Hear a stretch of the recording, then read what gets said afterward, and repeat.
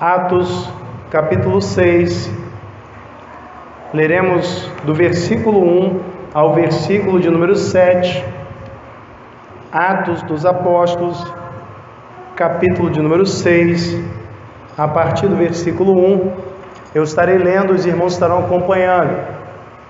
Atos, capítulo 6, a partir do versículo 1, onde a palavra de Deus fala-nos assim: Ora, naqueles dias, crescendo o número dos discípulos, houve uma murmuração dos gregos contra os hebreus, porque suas viúvas eram desprezadas no ministério cotidiano. E os 12, convocando a multidão dos discípulos, disseram: Não é razoável que nós deixemos a palavra de Deus e sirvamos às mesas. Escolhei, pois, irmãos, dentre vós, 7 homens de boa reputação, cheios do Espírito Santo e de sabedoria, aos quais constituamos sobre este importante negócio. Mas nós perseveraremos na oração e no ministério da palavra. E este parecer contentou a toda a multidão, e elegeram Estevão, homem cheio de fé e do Espírito Santo, e Filipe, e Prócoro, e Nicanor, e Timão, e Pármenas, e Nicolau, prosélito de Antioquia. E os apresentaram ante os apóstolos, e estes, orando, lhes impuseram as mãos. E crescia a palavra de Deus, e em Jerusalém se multiplicava muito o número dos discípulos, e grande parte dos sacerdotes obedecia à fé. Vamos orar. Senhor, nós te glorificamos pelo teu grande amor com que nos amou. Te glorificamos, ó Deus, pela tua palavra com a qual tivemos contato neste momento, ó Deus, reconhecendo que ela é a tua revelação, Senhor, e lendo-a, ó Pai, o Senhor já fala aos nossos corações. E por conta disso, ó Deus, com essa convicção, ó Pai, mais uma vez nos remetemos a Ti, Senhor, a fim de rogar-te, ó Pai, que Tu estejas nos dirigindo na compreensão da Sagrada Escritura, ó Deus, para que assim, ó Deus, possamos pô-la em prática para a glória do Teu santo nome. E que o Senhor, Pai, continue a nos falar mediante a exposição da Tua palavra, e que assim o Teu nome seja glorificado. É o que pedimos e desde já te agradecemos em nome de Jesus. Amém. Você pode se assentar. Irmãos, algo que faz parte da nossa vivência, algo que do qual nós não conseguimos escapar, são na verdade os conflitos. Nós lidamos com conflitos na vida conjugal, lidamos com conflitos na área profissional, lidamos com conflitos também na igreja. Na igreja de Jesus Cristo também há dificuldades, porque a igreja é composta de homens, de pessoas imperfeitas, pessoas que falham. E por essa razão é importante que busquemos a orientação nas Escrituras para sabermos qual a atitude tomar diante de conflitos. Como devemos nos portar diante das adversidades que se colocam diante de nós, como nós devemos reagir como igreja diante dos conflitos e das tensões que muitas vezes caracterizam a nossa vivência, os nossos encontros. Como fazer, o que fazer, a quem recorrer. Naturalmente, nós sabemos que devemos em tudo recorrer ao Senhor. E o Senhor, Ele já nos revelou na Sagrada Escritura diversas orientações. Encontramos neste texto uma narrativa que não se propõe a estabelecer uma norma, mas nós conseguimos perceber, a partir da atitude dos apóstolos, nós conseguimos perceber alguns princípios que nós também devemos levar em conta.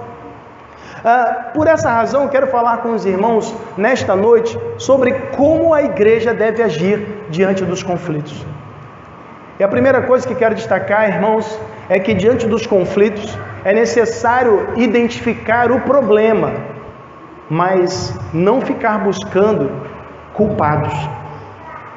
Perceba, irmãos, que o relato aqui, o foco nesse relato, o relato de Lucas, o foco está tanto de Lucas quanto dos 12, o foco está no problema. Não há, irmãos, uma precisão temporal. Perceba, o texto diz que naqueles dias Ou seja, não há uma preocupação com o quando, não há uma identificação clara aqui dos personagens presentes. Como assim, pastor? Há grupos, há os 12 e os discípulos. E é interessante fazer uma observação nesse ponto, que nos evangelhos nós vemos esse termo discípulo sendo associado apenas aos 12 e aos 70. Os demais compunham a multidão, mas agora a multidão eram os discípulos. Agora os apóstolos, como representantes de Cristo, eles estavam agora discipulando pessoas. Eles estavam cumprindo o mandado de Jesus e fazendo novos discípulos. Por essa razão agora temos discípulos, mas veja, só há os 12 e os discípulos. Não há uma identificação individual. Porque o que importa nesse relato não é o quando, o que importa nesse relato não é quem, mas o que importa no relato é o que. Qual é o problema? Veja, Lucas ele não está procurando apontar culpados. Os 12 na sua ação, eles não estão procurando encontrar culpados, mas eles identificam um problema. Um problema na vivência da igreja, um problema que podia se tornar algo maior, mas que, tendo sido identificado, logo e imediatamente eles buscaram a solução. É interessante, irmãos, isso serve para a nossa reflexão, uma vez que, diante de conflitos no contexto da igreja, a tendência natural e inevitável é sempre buscar culpados. Quem foi? Ou quando foi? Foi na gestão de quem? Quem estava liderando naquela ocasião? No ministério de quem aconteceu isso? O quando parece que é muito importante às vezes. Mas diante dos conflitos, isso não tem tanta relevância. Quem é o culpado? Vamos encontrar um culpado. E muitas pessoas às vezes têm a necessidade de culpar alguém, porque querem tirar de cima de si mesmas o peso da culpa, e querem se justificar apontando o erro do outro, quando na verdade isso não contribui para a solução do problema, para a solução do conflito. O que é necessário é identificar o que nos trouxe até essa dificuldade, o que causou isso e o que podemos fazer para resolver. Então é exatamente a partir dessa perspectiva que os apóstolos eles começam a agir. Veja, os apóstolos eles percebem que os judeus de fala grega eles estavam reclamando. Qual era a reclamação deles? Houve uma murmuração dos gregos. Os gregos aqui é uma referência aos judeus de fala grega. Aqueles que aparecem lá no Pentecostes, nós vemos pessoas de várias nações, quando há a manifestação ali do dom de línguas, no sentido de idiomas inteligíveis, as pessoas falaram aqueles idiomas, os outros entenderam na sua língua em que eram nascidos na sua pátria, Então, havia pessoas de várias partes do mundo, mas todos eles eram judeus. Eles foram para a Palestina, muitos deles foram para lá, para Jerusalém especificamente, porque eles já estavam idosos e eles queriam passar o resto de seus dias na cidade que eles consideravam santa. Então eles foram para Jerusalém para residir ali no final da vida. Então, irmãos, perceba, se uma grande população de idosos estava presente ali, como acontece muitas vezes na nossa região dos lagos, os aposentados, eles costumam vir para a região dos lagos, para viver a sua aposentadoria, aí curtindo a praia, curtindo as belezas naturais. Mas naquele momento a motivação era outra, Uma grande população de idosos se movimentou para a Palestina a fim de passar os seus últimos dias em Jerusalém. Então veja, se há essa movimentação de idosos, irmãos, possivelmente também há um grande número de viúvas, porque lamentavelmente, irmãos, há uma estatística aí que os homens eles tendem a morrer primeiro, Tem essa estatística aí. Então naquele tempo isso já era muito presente, havia um grande número de viúvas, né? Então, irmãos, as viúvas, nem sempre elas gozavam de uma boa condição. Elas careciam da ajuda, da compaixão dos outros para o seu sustento. E por isso, na igreja primitiva, nós vemos, por exemplo, em 1 Timóteo capítulo 5, Paulo fala a respeito de um programa ali que a igreja tinha para prover os meios necessários de subsistência para as viúvas. Mas só que nesse contexto aqui, as viúvas dos judeus de fala grega, elas estavam sendo negligenciadas. E aí isso nos faz pensar, poxa, vamos procurar o culpado. Quem era o culpado aí? Mas, irmãos, nós vemos no texto claramente que elas não estavam sendo negligenciadas voluntariamente pelos 12. Os 12, eles reconhecem que aquela negligência era resultado, na verdade, da sua incapacidade de gerenciar e atender várias demandas. Veja, eles deixam isso claro, eles falam, né? Poxa, não é razoável que nós deixemos a palavra de Deus e sirvamos as mesas. Só 12 para atender as necessidades de uma multidão, só de homens, né? Nós vemos, por exemplo, ali no capítulo 4, capítulo 5, nós vemos que Lucas, ele conta mais ou menos ali 5.000 homens, só homens. Imagina as mulheres, era muita gente. Como atender as necessidades de todo mundo se eram apenas 12? Isso nos faz lembrar um momento em que o próprio Moisés viveu, lá em Êxodo capítulo 18. Moisés, o povo tendo saído do Egito, Moisés estava lidando com os problemas de toda a multidão dos libertos ali, todos os que tinham saído do Egito. E Moisés estava numa dificuldade tremenda, porque todas as pessoas levavam as suas demandas, levavam os seus problemas diante de Moisés. Resolve aí. E aí, essa questão entre mim e ele e tal. Moisés estava ali fazendo um papel de juiz. Então o sogro de Moisés, percebendo isso, fala assim: olha, esse negócio não é bom. Você não vai conseguir dar conta de todo esse povo. O ideal é que você eleja, estabeleça ali líderes de 1.000, de 100, de 50, estabeleça uma liderança para te auxiliar nessa tarefa, porque é muito árdua. Então os apóstolos, diante de uma situação semelhante, reconhecem a sua dificuldade, a sua deficiência de lidar com todas aquelas coisas. Então eles chamam a igreja. Veja, é interessante, né? O problema é que os apóstolos estavam ocupados demais, tinha muita coisa para fazer, o ministério da palavra, tinha que cuidar dessa questão social. Então eles chamam a igreja e não colocam a culpa na igreja, né? Eles chamam a igreja não coloca a culpa neles, eles não colocam a culpa na igreja, mas a igreja quer a solução do problema também, assim como os apóstolos.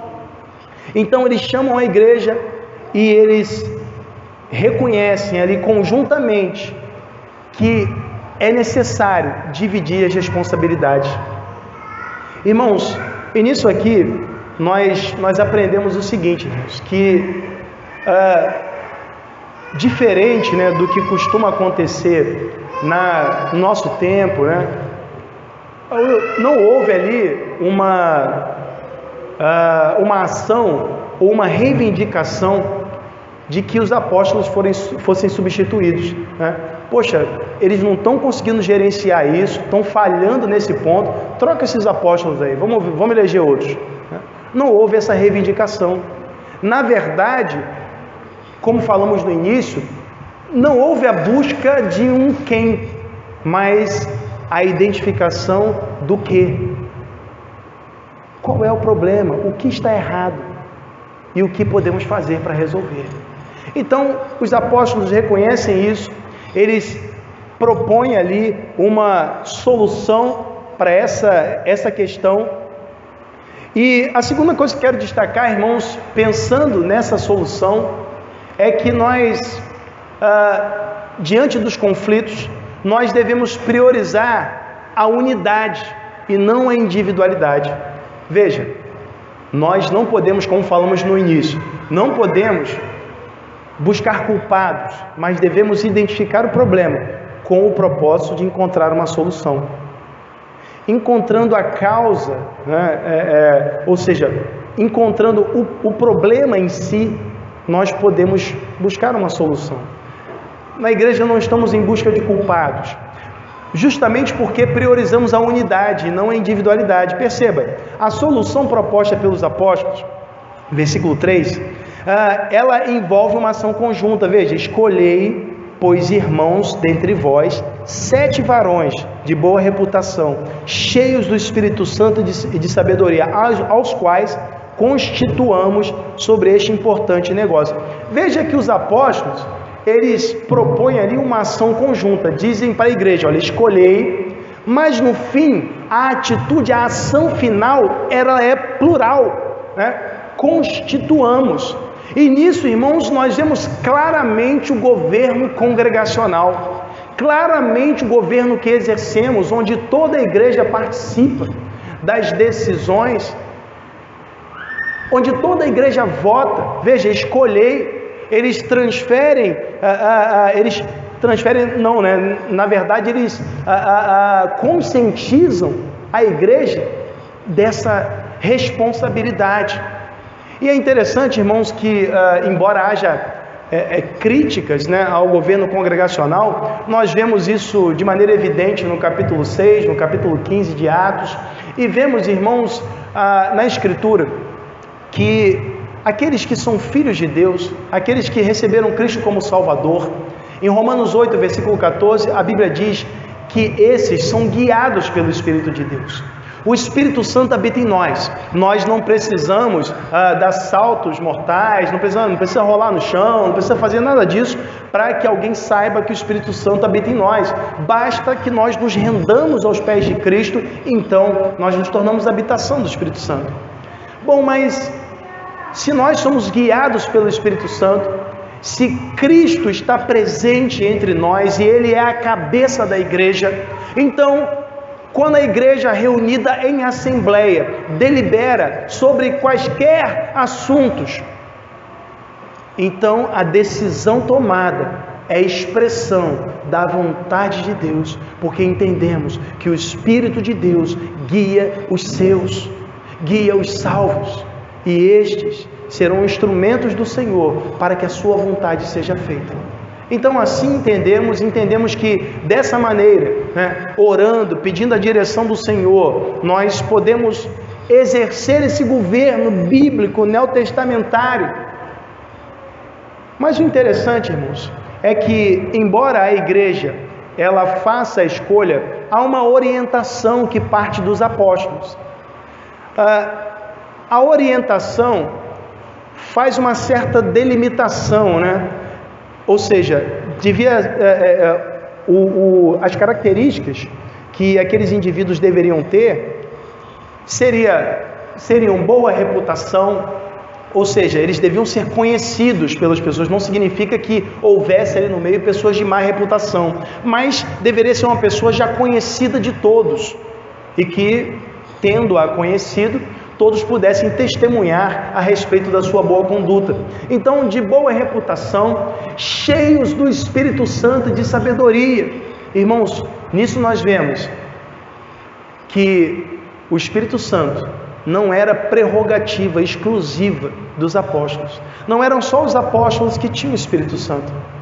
Se eles dizem para que a multidão, para que os discípulos, a igreja, escolhesse dentre eles pessoas cheias do Espírito Santo, então eles mostram que isso não é prerrogativa apenas de alguns. É óbvio, né, que esse enchimento do Espírito Santo, tal como lemos em Efésios capítulo 5, versículo 18, deve ser uma apropriação contínua na vida do crente. O crente deve continuamente buscar se encher do Espírito Santo. Mas é impossível que o crente de verdade fique vazio do Espírito Santo. É impossível. Não há como provar isso biblicamente. O Espírito Santo não vai sair de nós. Embora nós cantemos aí algumas vezes, né? Não retires de nós, né? O teu Espírito. São músicas que estão fora de contexto, né? Músicas que estão oriundas de um contexto do Antigo Testamento. Então, nós não podemos levar isso em conta. Mas, enfim, nós vemos, irmãos, algo ainda de grande relevância aqui, que aparece na Revista Corrigida, que é a minha versão, que eles dizem assim: constituamos sobre este importante negócio, visando a unidade da igreja, visando não a vontade de um, mas a vontade de Deus acima de tudo, e o bem-estar da igreja, para que houvesse harmonia. Eles propõem essa solução, priorizando a unidade e não a individualidade. Mas é interessante, irmãos, que eles destacam que o negócio é importante. No texto grego, não vai aparecer importante negócio. Por isso, talvez na sua versão, se tiver uma versão em revista atualizada, NVI, talvez não apareça importante negócio. Mas a palavra grega dá a ideia de algo que é necessário. Necessário, uma necessidade. Se é necessário, é importante. Daí a conclusão do tradutor, e por isso colocou importante negócio. Mas veja, eles consideram importante. Mas, irmãos, por mais que seja importante cuidar das viúvas, tem uma coisa mais importante. Eles olham, isso é importante. Porque os apóstolos, eles dizem que eles vão se dedicar a quê? Veja, versículo 4. Mas nós perseveraremos na oração e no ministério da palavra. Irmãos, cuidar das viúvas é importante. Atender às necessidades dos domésticos da fé é importante. Fazer ação social é importante, mas nada é mais importante do que a palavra de Deus, o ministério da palavra, o ensino, a proclamação. Nada é mais importante, irmãos, porque não existe comunhão sem Bíblia. Não existe ação social sem o ensino da palavra. A proclamação é mais importante porque a fé vem pelo ouvir, e não é o ouvir da ação social. A fé vem pelo ouvir da palavra de Deus. Então, irmãos, não há nada mais importante do que o ministério da palavra, e é algo que exige dedicação. Todo pai quer levar um alimento de qualidade para o seu filho, e por isso se empenha no seu trabalho. Normalmente, o pai ele não vai se satisfazer se ele não puder alcançar essa meta de levar um alimento de qualidade. Da mesma forma, os apóstolos tinham essa preocupação. Levar um alimento de qualidade, um alimento sólido, para que as pessoas pudessem robustecer a sua fé.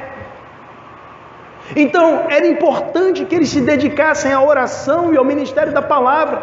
Por isso, eles propuseram essa solução. Eles não conseguiam lidar com tudo, irmãos, porque o ministério da palavra requer muito tempo, requer oração, dedicação, estudo. E por vezes, irmãos, nós vemos neste tempo presente, vemos que a ação social, ela é muitas vezes colocada acima da proclamação e do ensino da palavra, quando na verdade a ação social, a ação no sentido do outro, o ajudar o próximo, é algo que faz parte da natureza da igreja. Mas essa natureza, irmãos, ela só é percebida e despertada a partir do ensino da Sagrada Escritura, a partir da proclamação do Evangelho, a partir do anúncio da boa notícia da salvação, a partir do mergulho na revelação de Deus. Do contrário, tudo que fizermos, irmãos, se não há a fundamentação bíblica, tudo que fizermos será vazio de significado. Por que fazemos o que fazemos? Pastor, não sei, faço porque é legal, porque eu gosto. Mas qual a fundamentação bíblica para o que você faz? Eu não me importo com isso, não é importante. Poxa, mas você é crente, deveria amar as Escrituras. Não, mas a Bíblia não é importante. Há pessoas que pensam assim, irmãos. Há pessoas que consideram o estudo da Escritura como algo de só menos importância. Porém, nós vimos que os apóstolos, eles dedicaram tanta importância, eles não desprezaram as viúvas, mas eles consideraram mais importante que eles se dedicassem à oração e ao ministério da palavra do que a essas questões sociais. Por isso foram constituídas outras pessoas para atuar nesse ministério. Então aí nós temos a instituição dos diáconos, né? Então, os diáconos atuando nesse ministério de ação social, eles estão, na verdade, permitindo que o pastor seja liberado para se dedicar à oração e ministério da palavra. Irmãos, e sinceramente, embora sempre existe uma tendência, né? Há uma tendência, né? De se achar, isso aí é moleza, meu irmão. O pastor abre a Bíblia lá e sai falando, até eu, meu irmão, assim é mole. Há essa tendência de se considerar a atividade braçal como algo mais desgastante do que a dedicação ao ensino, à proclamação. Há essa tendência, mas sinceramente, irmãos, lembro-me até do pastor Hernandes Dias Lopes citando certa vez que ele disse que estava lá na igreja que ele pastoreava, varrendo lá, limpando alguma coisa lá, e aí passou um irmão e falou assim, pastor, agora está trabalhando, né? Aí o pastor falou assim, não, agora eu estou relaxando. Aí quando o pastor estava no gabinete lá, preparando o sermão e tal, o irmão passou, pastor, agora está relaxando. O pastor, não, agora eu estou trabalhando. Porque na verdade, irmãos, o trabalho pastoral, ele exige muito, exige dedicação, porque, queridos, deve-se ter o compromisso de ensinar a verdade. E para ensinar a verdade, é necessário que se estude essa verdade. E os apóstolos, eles compreendendo essa necessidade, eles entenderam que era importante se empenhar. Agora, há um outro lado, né? Nós não podemos, por conta disso, e há uma tendência também no âmbito conservador, de se negligenciar toda e qualquer obra social, né? De nós não vamos fazer porque é do capeta. Não, não é do capeta não, meu irmão. A igreja, naturalmente, isso faz parte da natureza da igreja, ajudar o próximo. Nós temos uma responsabilidade social. Agora, acima da nossa responsabilidade social está a necessidade do anúncio da boa nova, da pregação do evangelho, do estudo da palavra, do ensino da escritura. Isso está acima.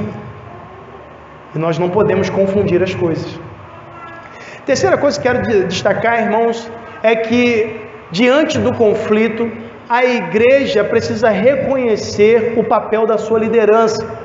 A igreja precisa reconhecer o papel da liderança. Veja, irmãos, o texto diz no versículo 5 que este parecer contentou a toda a multidão. Irmãos, eles ficaram contentes. Por quê? Porque eles iam eleger diáconos só por causa disso? Tem mais alguma coisa que foi feita antes? Este parecer, que faz parte do parecer, este parecer contentou a toda a multidão. Era só a eleição dos diáconos? Tem mais alguma coisa aí, não tem? Tem a conclusão dos apóstolos. Mas nós, o que eles disseram? Mas nós perseveraremos na oração e no ministério da palavra. E a igreja gostou. Que bom! Contentou toda a multidão, que bom! A igreja deve gostar, irmãos, quando a sua liderança se empenha no ensino, se dedica na proclamação. A igreja tem que gostar, porque, irmãos, nós somos igreja, nós precisamos gostar de Bíblia, nós precisamos querer saber mais. Se nós não queremos saber mais sobre as Escrituras, irmãos, então o que queremos saber? Sobre o que queremos saber, sobre o que queremos falar. Vamos falar sobre o Faustão, o Fantástico. É estranho, irmãos, estranho que num diálogo entre cristãos nunca se mencione a Escritura, em momento algum. Lembro-me que ao entrar no seminário eu fiquei muito feliz que até nas brincadeiras que nós fazíamos, citava-se a Escritura. Então eu achava muito legal porque a Escritura fazia parte de todo o diálogo, e assim deve ser na igreja também. Mas, veja, a igreja reconhece o papel da sua liderança. Eles ficaram contentes, eles ficaram felizes, poxa, eles vão se dedicar ao ministério da palavra. Eles entenderam que o propósito era manter a unidade. Irmãos, porque o ensino, a pregação também visa a manutenção da unidade. Não há como ter uma unidade genuinamente bíblica se não há ensino da Escritura. Se nós somos doutrinados apenas com base na experiência, com base naquilo que alguém se levanta e diz, de repente, eis que te digo, ou então, é assim, acabou. Meu irmão, precisamos de fundamentação bíblica. E a Bíblia vai nos levar sempre no sentido da unidade, da comunhão. Porque o próprio Jesus nos orienta assim. Nos orienta a estarmos unidos, nos orienta a perdoarmos uns aos outros, a compartilharmos. Então, não há como haver unidade sem Escritura. E percebe, irmãos, que mesmo que os apóstolos tenham dado ali àqueles irmãos a oportunidade também deles votarem, veja, eles elegeram pessoas de fala grega, para que pudessem atender às necessidades, à demanda ali dessa população grega, de viúvas e tal, né? Tanto que os nomes aqui, irmãos, eles são todos de origem grega. Há quem pense, né, que poderia ser que esses homens fossem já da Palestina, fossem judeus ali já da região, mas que tivessem nomes gregos. Mas a maioria concorda que esses camaradas, eles eram, sim, faziam parte dos judeus de fala grega, uma vez que todos os nomes aqui são de origem grega. Mas veja, mesmo que a multidão tivesse ali o encargo de votar, eles elegeram, mas eles apresentaram aqueles que foram eleitos aos apóstolos. Eles reconheceram a autoridade doutrinária dos apóstolos e apresentaram aqueles homens aos apóstolos. Os apóstolos oraram. Veja, o texto diz que foram apresentados, eles oraram, eles impuseram as mãos. Irmãos, e os apóstolos não fazem nada novo, eles não estão inventando, eles estão criando presepada. Eles, na verdade, eles estavam apenas repetindo aquilo que fora feito no Antigo Testamento.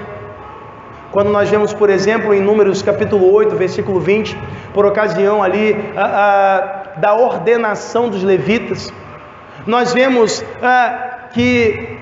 Números 8, versículo 10, nós vemos que todo o povo de Israel impôs as mãos, deveria impor, essa era a orientação em Números 8, deveria impor as mãos sobre os levitas por ocasião da sua ordenação. Moisés também, de igual modo, em Números 27, versículo 23, ele também impõe as mãos sobre Josué, no momento, esse momento como um rito consagratório. Não tem nada a ver com transferência de unção, irmãos, isso é heresia.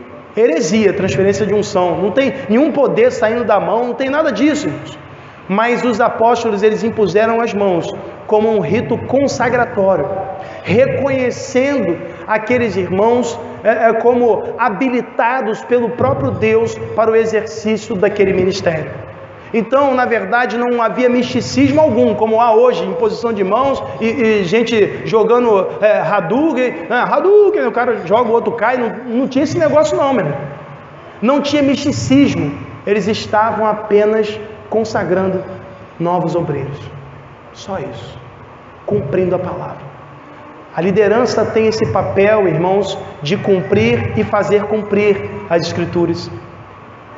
A liderança não tem o papel de inventar presepada, ficar inventando coisa nova. Não tem. Pastor, o senhor tem que inventar um negócio novo aí. Esse não é o papel da liderança. O papel da liderança é conservar os princípios, é manter, é levar o povo também a manter e conservar aquilo que a Bíblia diz. Porque se fizermos diferente, aí tem algo errado. A Bíblia para cada crente, deve ser reconhecida como única regra de fé e prática. Do contrário, estamos no caminho da heresia. Perceba que, como resultado, irmãos, resultado da dedicação, resultado agora do exercício, da prática da palavra, na eleição ali daqueles homens, veja, o texto diz, e crescia a palavra de Deus. A palavra de Deus era propagada agora com maior frequência, porque os apóstolos estavam se dedicando ao ministério da palavra. Então a palavra estava sendo propagada e sendo conhecida ali no meio das pessoas de Jerusalém. Então, irmãos, como resultado da proclamação, então se multiplicava o número de discípulos.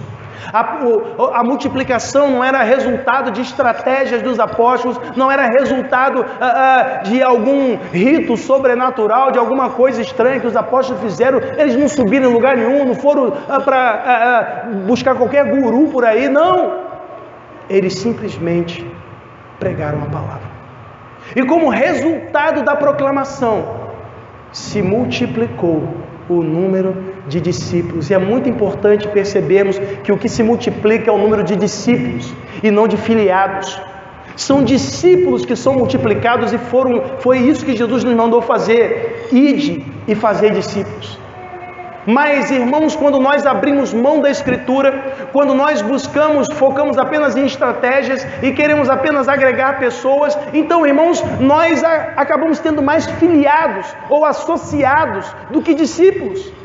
Mas o texto diz que se multiplicava muito o número de discípulos, e até mesmo os sacerdotes obedeciam à fé. Os sacerdotes estavam se convertendo.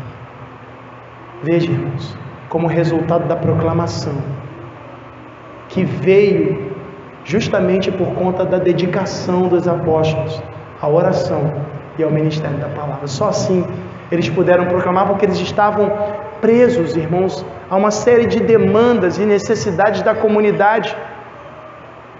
Então, quando eles dividiram as responsabilidades, foram liberados para pregar, e pregando, os discípulos se multiplicaram. Então, irmãos, nós percebemos o papel da liderança na proclamação, no ensino, e esse papel muitas vezes, irmãos, ele é confundido. As pessoas costumam compreender, né? Embora nós não tenhamos nenhuma dificuldade com isso, não tem dificuldade de pegar no pesado, mas as pessoas pensam assim: olha, pastor bom é pastor que pega no pesado, meu irmão, que está lá, né?